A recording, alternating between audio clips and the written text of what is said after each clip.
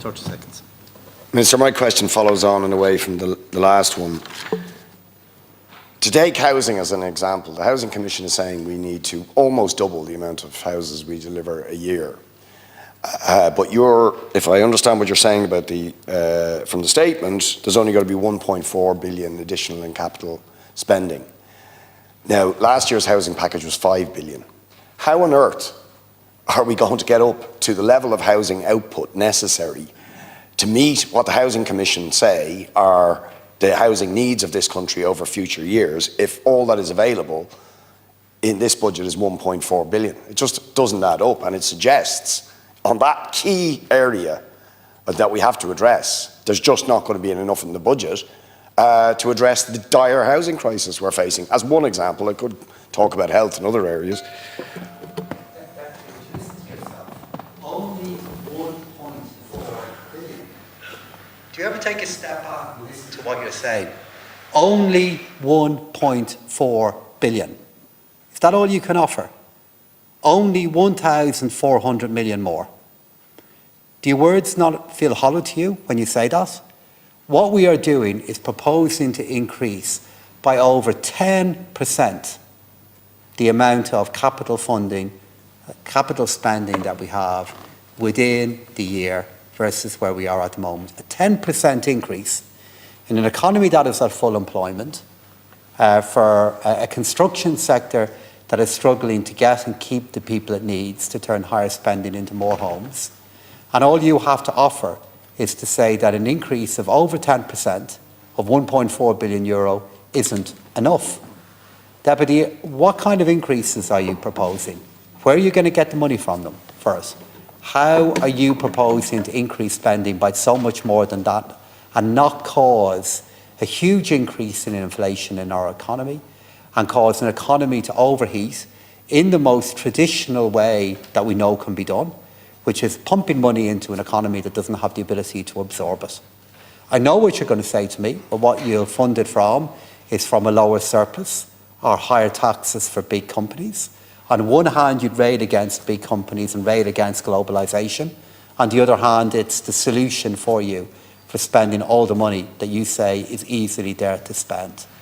So Deputy, I could take you through the answer that I have here. I've already shared so much of it with Deputy Conway Walsh, so I don't think there's need to go through the House again with us. But I go back to where I began.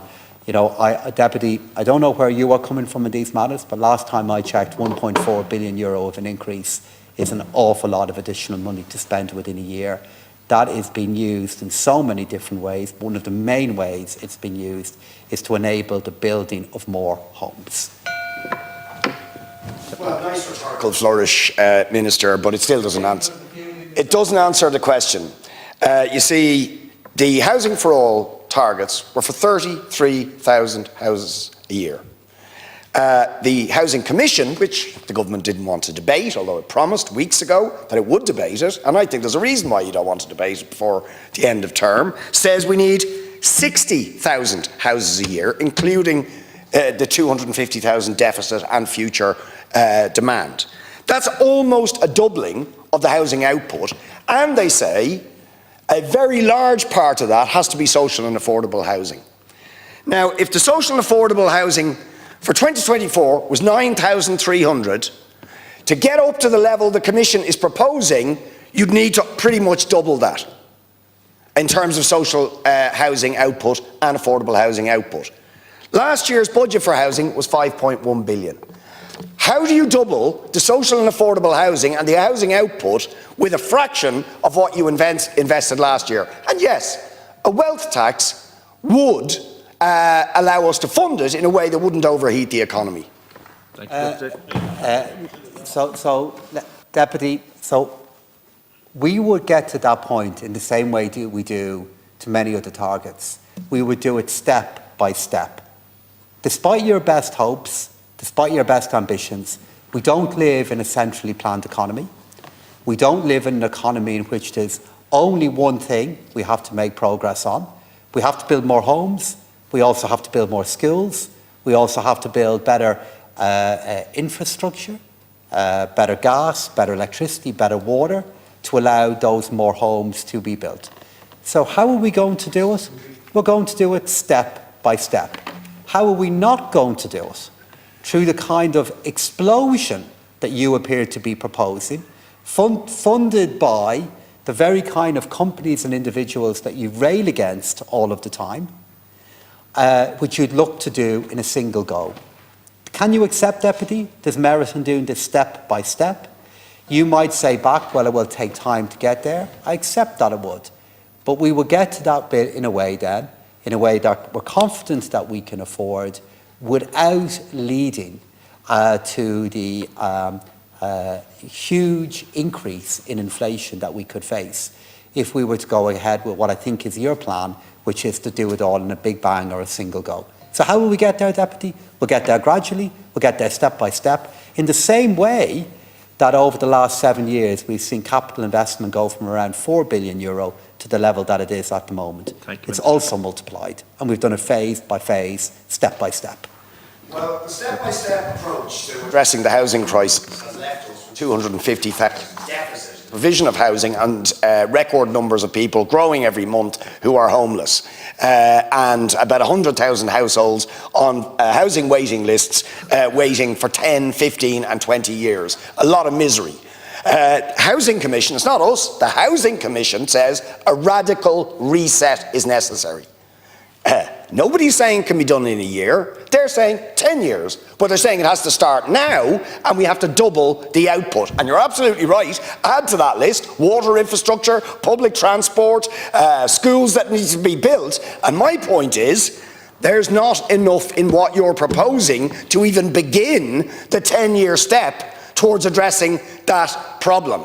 Right? Now, I believe that there is a way you can do it and find the money without inflation.